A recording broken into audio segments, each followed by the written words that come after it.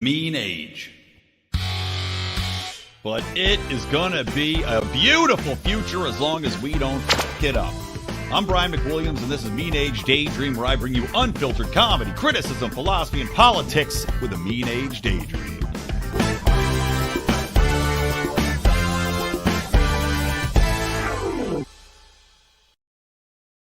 What's up, you easy peasy lemon squeezies? Happy Friday. I debated skipping talking about the issue with Michael Knowles and transgender eradication, as we're led to believe he called for, but I have decided that I'm going to do a little quick show here.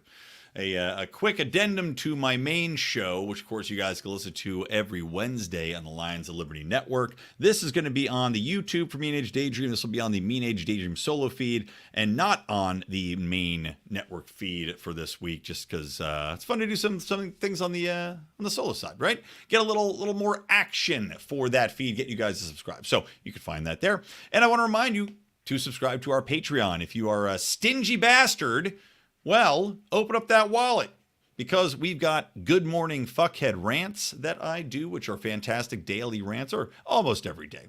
Sometimes a little too hungover, sometimes I got kid stuff, but at least 3 to 4 days a week I get those in. And of course, Secrets, Lies, and Cover-Ups. We've got Degenerate Gamblers just wrapped up. We have got bonus interviews with people. We've got libertarians in living rooms drinking liquor shows and so much more. We're actually, if you want to get in on a $15 level, we are doing a Q&A. Robbie the Fire Bernstein has been confirmed. He's going to be our first guest on what's going to be a quarterly session wherein anybody that's in our Patreon from $15 and up gets to sit down, open Q&A with Robbie. We'll probably have some other guests down the line. Maybe I'll get Reed on. Maybe I'll get Clint on. Who knows what guests we will have. John, I'm sure, will have some suggestions for interesting guests as well. But as a give back to our people, we want to have the opportunity for you to dialogue with the people that we take for granted in the movement, friends of ours. So opening that up, go to patreon.com/Lions of Liberty or lionsofliberty.locals.com. Okay, let me play for you the clip of Michael Knowles, right? Now, this is a small clip out of a much larger speech, okay? But let's share it just so you can hear the part which has been clipped and shared and clipped and used as a proof that there should be a genocide from the GOP perspective against the transgenders. There can be no middle way in dealing with transgenderism. It is all or nothing. If transgenderism is true, if men really can become women, then it's true for everybody of all ages. If transgenderism is false, as it is, if men really can't become women, as they cannot, then it's false for everybody too. And if it's false, then we should not indulge it, especially since that indulgence requires taking away the rights and customs of so many people. If it is false, then for the good of society, and especially for the good of the poor people who have fallen prey to this confusion, transgenderism must be eradicated from public life entirely. The whole preposterous ideology at every level.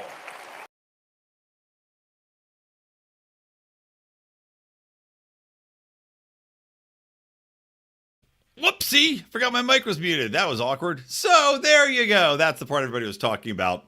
And let me give you my perspective here, because I think it's going to be a little bit more nuanced than some of the takes you might have heard from other people. And I'll give you my twist on what he's describing, because I think there is some notable language in there. And I do not think, by the way, he should have used the term eradicated. When you say eradicated, instantaneously you're going to have a connotation of genocide. You're going to have a connotation of what the Nazis did or tried to achieve. That is just part and parcel with the word. And I don't know what he was thinking, if he was intentionally trying to use a word that he knew would be provocative enough to get this exact response, right? And look, there's some argument that that's an effective strategy. You could point to what the Libertarian Party of New Hampshire does a little bit with, intentionally using inflammatory words and images and to try to get a response from people and get the attention in there. Is Michael Knowles doing that here? I don't know for sure. I think that might be a bit of it. right? Because he's got his audience built in. He's not really someone you're going to be able to cancel per se. His base is going to support him. Obviously, you heard people clapping and cheering in that instance at CPAC, which is where this was given. Now, when we talk about some of the things that he said, right? Whether or not a man can become a woman and vice versa, he says it is absolutely false. I agree. I do not think that a man can become a woman. I do think that it is ridiculous that we view it as such. I think that if we're being honest as a society, and I believe in biology and I believe in science, it's an absurdity to say that now this person is a woman. And that somehow by somebody, even if you don't have an actual surgery to change your physical looks, you still can't change the biology within your body, right? It's still a very surface level alteration. Now, granted, yes, I know there's hormones in there. They do change some things, but at the end of the day, you were born a man. You can only do so much. There's no magic wand that can be waved to turn you into a woman, and to argue against that is fundamentally ridiculous from a scientific perspective. That being said,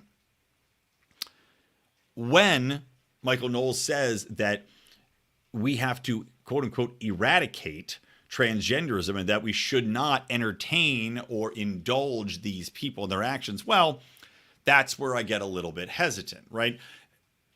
I don't think that there is harm in allowing people to have their freedom as adults, right? When you talk about children, that's where these things fall apart, because I do think it is abusive. I do think that there are risks involved. Today, actually, when I'm recording this, is a hashtag Detrans Awareness Day, because there are now that we're getting to this point where children which had been transitioning a few years ago have now come to realize that they are not, in fact, a biological man. You know, all these poor people, these poor teenage girls that have been involved in this type of social contagion in many ways, convinced that they are, in fact, in the wrong body. And of course, within the psychological and psychiatric environments, there is nobody that's saying, hey, pump the brakes. It's all affirmative care, which I think is an absolutely poisonous way to look at treatment when it comes to medical alterations to children's biological changes to children, which are, you're never going back from that, right? Once you take a certain amount of hormones, you can get to a point where you can no longer sexually climax. You can no longer, your body no longer is going to be able to function and mature as an adult in that state. It's very bad. And a lot of times these kids are now having suicidal thoughts, which is ironic when you consider the fact that so many people that are on the left, that are on this trans activist train, are arguing that they have to transition to avoid suicide, right? So that's an issue. However, when we talk about, we can't indulge any of this nonsense anymore. Well, no. I don't have a problem if there's somebody, and I know Sarah Higdon, she's a trans woman within the Liberty Movement. She's a very nice person, and I respect the hell out of her. You know, if you want to go ahead and transition as an adult and make that choice and you're happier as that, okay. And on a personal level, I will call you a woman. I will address you as a female name because I respect you as such. However, I'm not going to demand that all society goes along with that as a law and has to, and that there's punishments if you misgender somebody or don't want to use their name, because at the end of the day, they still are not a biological woman. And to say that people have to rewrite their own reality to suit a tiny fraction of the population is insanity. It's patently absurd. When Michael Knowles talks about eradication of transgenderism in public life, and I think that's the emphasis that people are kind of missing, in public life, he's not saying that you have to eradicate transgenders, even though that's kind of what the connotation has been. That's what the left media has pushed as far as what he's meaning. He's talking about in public life. That means in public spaces. That means in public schools. That means, I guess, in the common culture. And that I can respect to a degree. I don't think that you say, well, you're not allowed to be transgender in public. I don't think it's like a nudity law or an obscene law where you say you can't go out with your penis out. And this is the same thing. A man can't dress as a woman, and a woman can't dress as a man. Or if you've had the surgery, you can't go out and represent yourself as a different gender. I don't agree with that. You're an adult. You're a free person, and you should be able to do that. The catch that nobody wants to talk about, though, is that, look, you are breaking social norms. You are completely upending the social order which has existed for thousands and thousands and thousands of years. There is a good reason that men's and women's bathrooms are separated. And have been in virtually every culture, for as long as anybody can remember. There's good reasons for that. People's privacy does feel like it's violated. And the whole issue with the trans bathroom thing and men, it's the thing that boggles my mind is they talk about the rights for the trans individual. What about the rights for all of these other individuals that have become quite accustomed to having privacy among their own sex and being comfortable and feeling safe there? You are now violating that safety space, right? You talk about safe spaces all the time. Well, you are violating that safe space for the unbelievable majority, 99% plus people. There has to be an awareness that while you may feel that you are, in fact, a woman or a man, right, after transitioning, or in your heart of hearts, that's the way you feel. You might accept that, right? You also have to accept that you are not going to be going along and accepted by society as it stands because of that long history, and that you do run the risk of people looking at you cockeyed because you are so outside of the spectrum of normality. And I'm not somebody who believes that we have to have a very tight spectrum of normality. I believe that there should be opportunities to let your freak flag fly. But you should not expect everyone to kowtow to you because of it. And that's where we come to this crux. People argue that somehow the transgender issue is the same as gay rights and gay marriage and everything. Again, I'm for transgenders marrying whoever they want, just like I'm for gays marrying whoever they want. But we didn't upend society in the way in which we define gender for the gay rights movement. We didn't have to reassign bathrooms for the gay rights movement. And I think it's fine if you want to make gender, bathrooms any gender as far as single stall bathrooms. My problem is when it comes to these, multi-use bathrooms or multiple people at the same time bathrooms. That's where it kind of falls apart. And I think that's what Michael Knowles is getting at more than that, or more prominently, when he says eradicate from public life. It's getting rid of those changes to culture and those changes to society which have existed for so long and expecting us to just go along with it.